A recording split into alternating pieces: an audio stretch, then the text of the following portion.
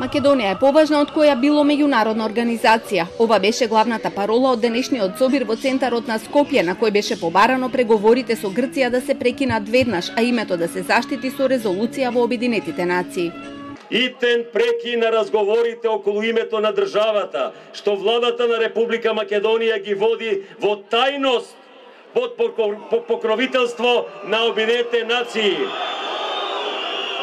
Уставното име Република Македонија може да се сочува единствено со поднесување барање до Генералното собрание на Обединетите нации да донесе посебна резолуција за нашето натамошно членување во организацијата под уставното име, како што е случај со сите други држави во светот. На собирот беше порачано и да не се дозволи злоупотреба на кроткоста на народот.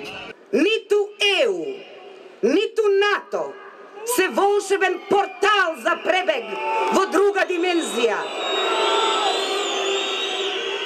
Ниту нашето име, идентитет, јазик, црква, историја, традиција, култура и национален интерес се предмет на залог.